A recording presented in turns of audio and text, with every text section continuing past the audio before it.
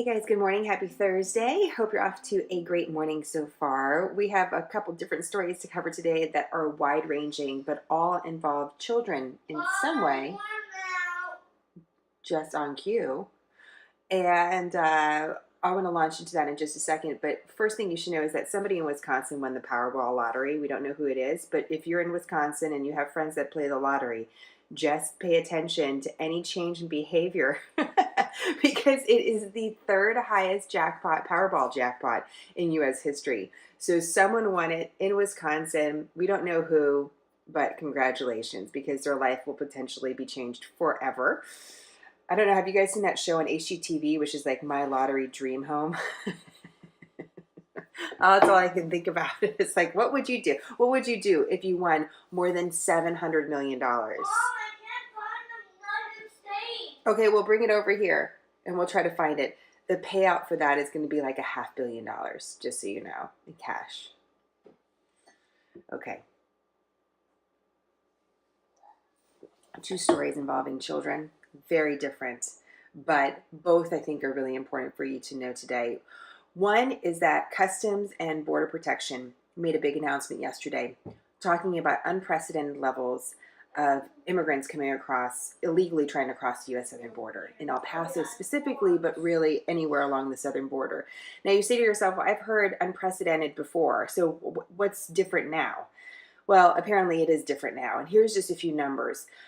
The Border Patrol is basically saying that if we're on pace right now to have more than 100,000 people try to be apprehended, 100,000 people apprehended at the U.S. southern border. That's the numbers we use, by the way. It's how many people are apprehended. We don't know totally how many are coming across. We just know the amount in custody. And if that is the case, that 100,000 people have been apprehended at the U.S. southern border in March, that would be the first time in more than 10 years that that's happened. Just in February, we saw a spike of 70,000 plus people apprehended at the U.S. border. And compared to last year at the same time, last year's numbers were around 50,000. So why is this happening now? What's going on? And why are such large numbers still coming with children? Well, we don't have one single answer, but the children are a part of it. We're seeing definitely a spike in Central American families bringing children, whether it's with a father, a mother, or some sort of a guardian. And if you look at the reporting that talks to those that have attempted to do this crossing, they say, okay, bring it over. They say that the smugglers, as well as those who want to attempt to illegally cross, know that if they come into the United States with a child, the likelihood is that they will be able to stay awaiting their trial. Oh, good. Let's show everybody the map. This is good. Trace and I were looking at the map of the United States today. Okay, hold on. I told him up today. Okay, this is good, Trace, because where we're talking about? We're talking about Texas and El Paso. Mom, how do you do that? No, it's technology, bud.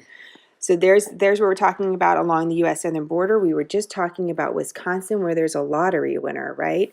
So in Texas, this is where Customs and Border Protection made the announcement, because it was in El Paso.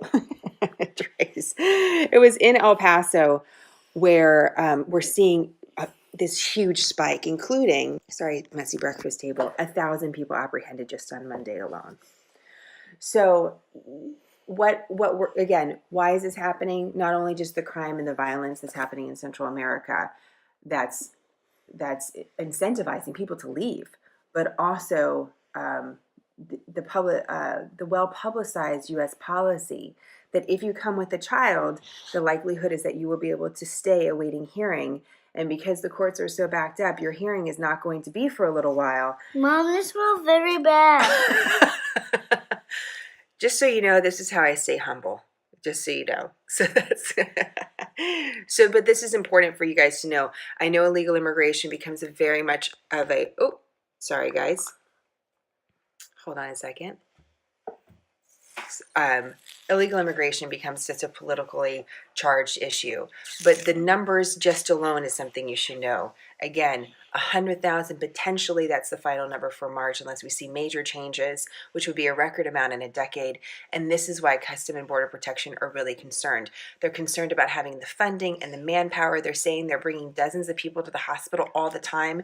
And if you need this to hit home in some sort of way where it hasn't hit home yet, it's your tax dollars that are paying for anyone that's in custody, whether it's their medical treatment or just their basic needs, which is something that the United States provides to folks that are in custody. I mean, that's what we do in America. So that's a way that it's really personal as well. But it's the children that are one of the major factors here, because the children are coming with the families because the families or the guardians know that if they bring a child, it's not only, there's the better life for the child is what the parents say they're after, but also the ability to stay.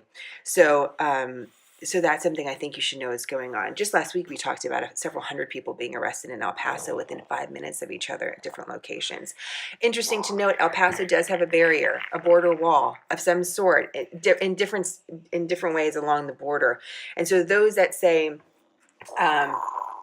hey, this shows that border walls don't work, have an argument. And those say, hey, border walls work because it allows us to apprehend people. So there's arguments on both sides of that. So that's something to know. Okay, second thing is a story that's getting a lot of attention, and I think is important because it's. Can you just give me 1 second? Okay. So this is a story because of the Department of Education's budget proposal. The Department of Education had a budget proposal that takes off several $1 billion off of its budget. It has like a $60 billion budget. One of the light items that they want to eliminate is federal funding for the Special Olympics. And this has sparked a debate about values, about investment, about all sorts of things that are really important. And all of them probably need to be discussed sort of separately, but they intersect. So the funding that the federal government provides to the Special Olympics is in the $15 million range. Special Olympics is an organization that has more than $100 million of private funding. So the Department of Education says, listen, we're looking at programs that can be funded independently without us. And the Special Olympics is one of those that doesn't necessarily need federal funding. Well, the Special Olympics says, wait a minute, hold on a second. We actually use that federal funding.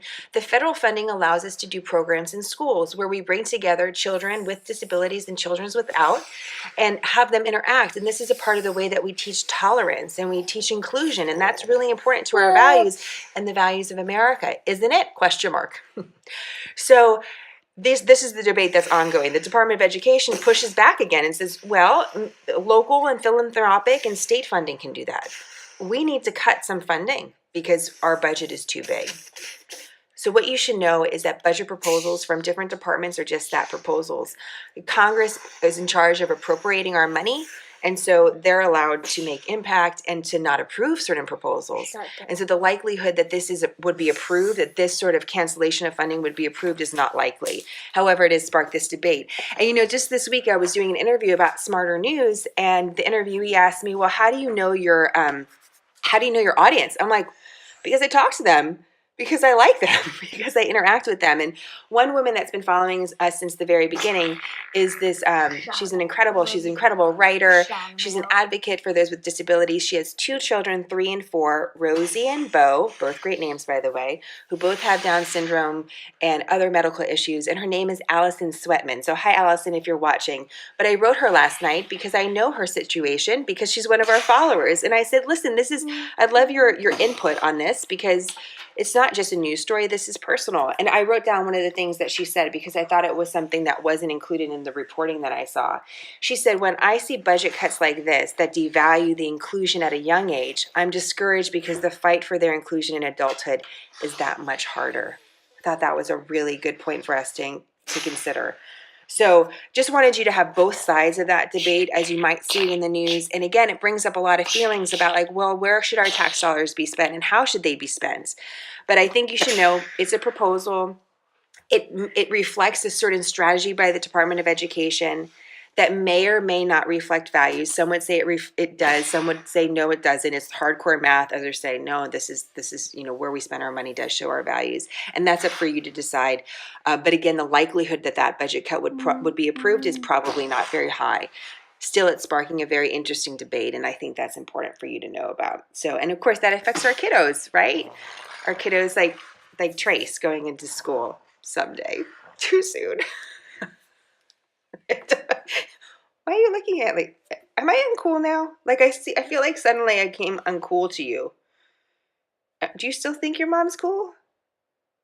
Is that the strong silent answer? You don't think I'm cool anymore? Okay. Anyways, have a good day, guys. Couple big stories for you to watch. Immigration, I really want you to keep an eye on.